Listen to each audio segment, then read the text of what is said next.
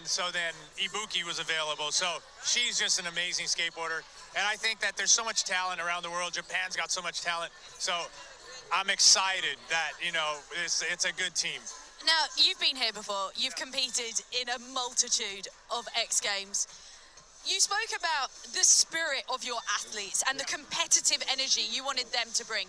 And you spoke about the smile the athletes bring. How important is that charisma when it comes to professionalism and turning it on? Well, it's huge because, you know, you're under a lot of pressure. When you're skating and you bail, like say you got your run and then you bail on something that you shouldn't have, instead of being upset, and you are, right? So I've always worked on like, okay, let me smile this out, because then you can get your body flowing in a different way. And then I think that that's important when you're out there, because it's really not the end of the world. At the end of the day, it's just a contest, right? But if you really get intense into it, you can actually miss runs. So Ryan Williams, incredible performer, all out there, his energy. I mean, it's a match, you know, and it's so inspiring. So all the guys that I picked, I feel like have that vibe. And gals. Ladies, gentlemen, Sao Paulo to Tokyo, I want to thank you so much. I am so looking forward to everything that this X Games League presents for action sports. The general managers leading the charge, the spirit, the community. This is X Games League, and I've absolutely loved this evening. Thank you, Amy, and thank you for really embodying the spirit of this draft with your energy and tapping into that vibe all night long. As we take a look at X Games Sao Paulo, Guy Curry off the bat, really, really strong. To have Guy, NR Willie, and Sky Brown, like we're hyping up New York, but like Bob did awesome. Those were three massive picks in a row. Those first three picks are bang, bang, bang. Good. And as I said, Ibuki Matsumoto to me was like a dark horse pick that could have even gone earlier. And Bob knows what Bob's doing. And we forgot about Garrett Reynolds. Yeah, we all forgot about Garrett Reynolds. Listen, he went for the GOAT when it comes to BMX Street, and he caught him. Well, let's look at the Tokyo squad. Again, I would say, go ahead, Slim. No, Harumi, of all four managers from our conversations, Harumi executed exactly what she said she was She doing. stuck to her draft board, and what I love about this is the two names that she mentioned to us right out the gate. If I can walk away with Arissa True and Kevin Peraza, I feel like I did something right. The fact that she got Arissa with her first pick and actually waited, didn't take Kevin second, took Sora Shirai, who's a great pick, but a little surprising in the second round. And then to get Kevin Peraza, I think the best BMX rider out here tonight in the third round, we call that value in this business. Absolutely. She said that's what was going to happen. She wanted Arissa True, she wanted Kevin Peraza. That was going to be the base, and then the rest of it, she was going to build around with Japanese athletes. I mean, that's a Japanese heavy lineup, and she did, to your point, exactly what, a little bit later on the KP pick, but she did exactly what she set out to do. Well, to our left, we welcome in our CEO, Jeremy Bloom. This is your first time in Goodell mode here. your thoughts from what you wanted to what you saw tonight. I was really looking forward to seeing if these GMs would go national team. You know, how much of them would lean into the Japanese athletes. Hiromi went 7 straight Japanese to complete the draft. But to start off the draft and get Arissa True at number 3, I thought that was a huge value. I mean, that's somebody that can win you 3 gold medals, a lot of points, and then round out the way she did was really interesting. And then, you know, we saw Bob go 4 straight from Brazil. So we saw a little bit of it, but certainly in those first couple rounds, it doesn't seem like the calculus was nationality at all. It was who is the best person on that pick and who's going to score the most points. And that's one aspect I was really looking forward to seeing, because as you guys know, these sports have been nationalized forever. It's the Brazilian guy versus the U.S. guy, and in this new world, you're skating for LA. Doesn't matter where you're from. We were talking about it with Harumi yesterday, you know, and we were talking about Kevin Peraza for Tokyo essentially being like their foreign Shohei, right? Who could possibly be the cornerstone. Obviously, Arissa True having a Japanese mother only is going to help. It just makes, as we start to think about all the storytelling and the marketing for these teams. I mean, Kevin Peraza going to Tokyo, I mean, he's another guy that can win 3 golds. Yeah. One of the few out there that can do that, even in the street. He's won a gold in the street before. And so... Won 2 of them. He won 2 of them. Yeah. So I mean, you look at some of these rosters, you're like, man, I don't know who's going to win. I mean, who won the draft for you guys? I don't know if you guys already talked about that. I'm just curious. Our A+ grade is Team New York. Yeah.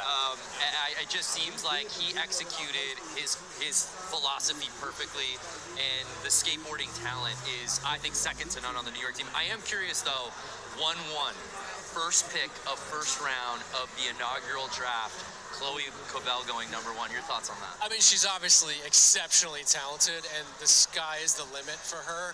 I'm a little surprised because there's other athletes that can win more golds than, because they do more events. But, not that surprised because she's an absolute superstar. She's incredibly marketable, and she's still very young, like a lot of these athletes. I think from a star power, brand building standpoint, and gold medals, you're guaranteed at least probably at least one medal per X Games with her.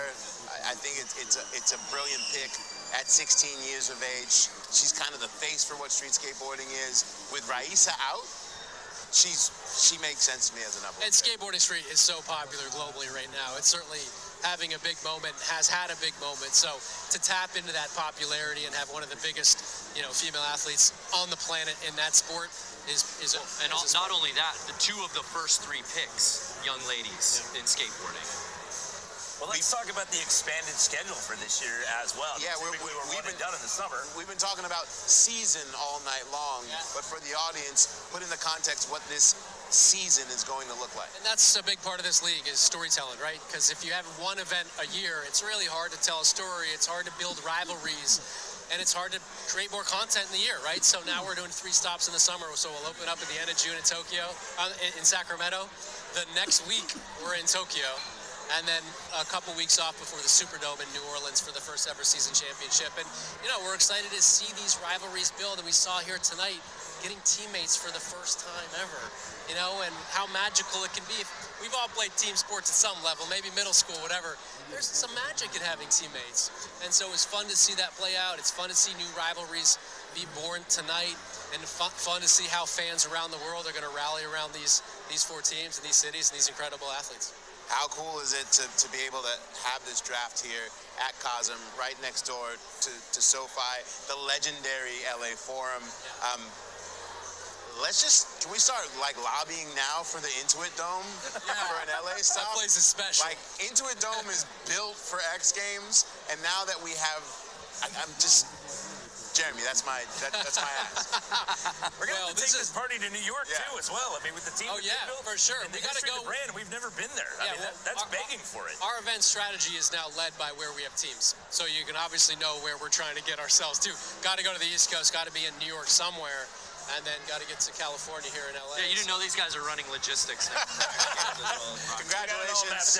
Congratulations. Yeah. Congrats to all of us. Great night. Outstanding. To the entirety of our staff behind the scenes who have been working tirelessly for months, orchestrating and putting together this league to get all of these athletes on the same page, and their management and sponsors to take a chance, really, for something that's never happened at this level before in action sports culture. Action sports, of course, is about innovation, and here we are innovating this next chapter.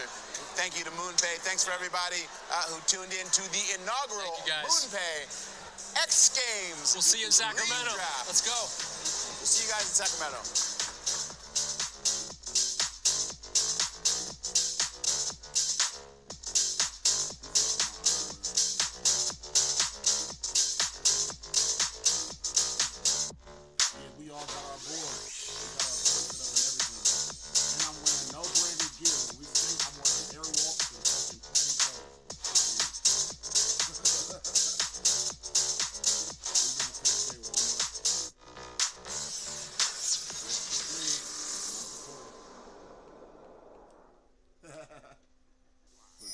Welcome to the world of the vertically inclined. Winner X, my brothers.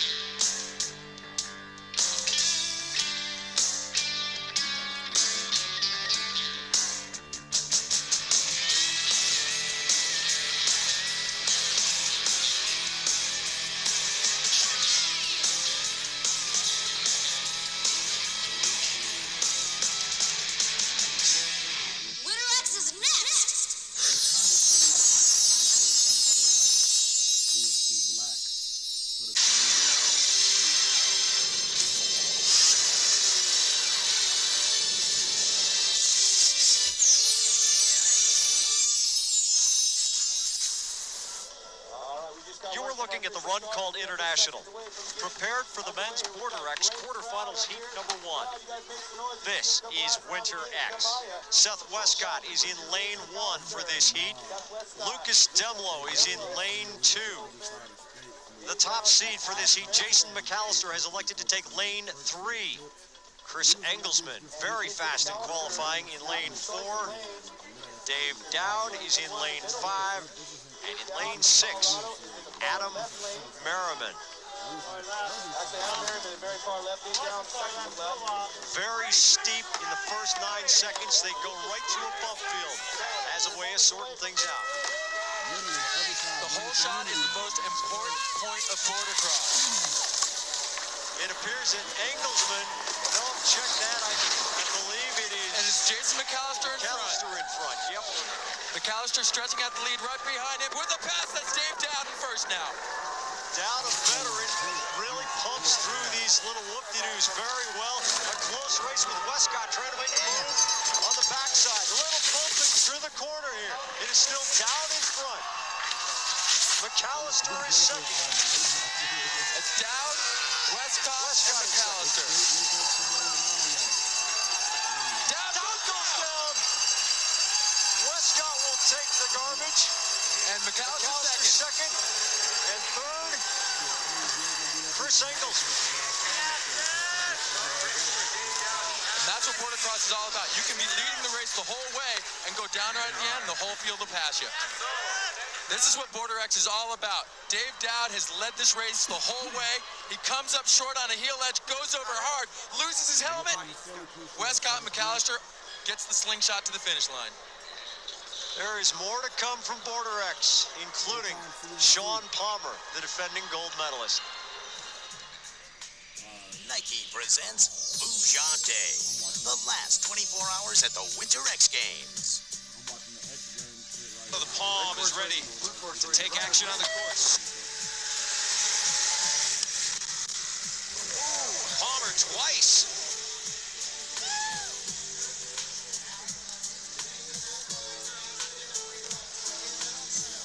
Got a little fog on your line.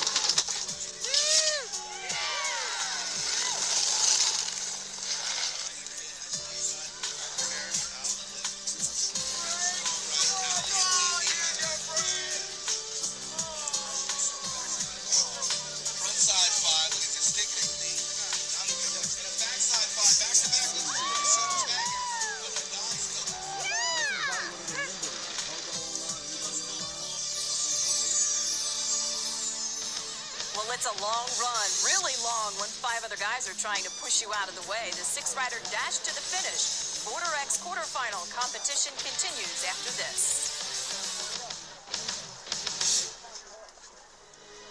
It soars majestically over 12,000 feet above the town of Crested Butte. The mountain is the reason people come to this town, to ski. But they also come to enjoy the unchanged and untarnished purity of this town. It's hard to think plastic here. Doc, how long you been here? This is my 23rd winter. I came up here in 72, 73, 74, 75 out of the oil fields. To me, this place is like a university. Really? It's kind of like we have so many influences from all over the world that come here to play with us, and it's kind of a magic place.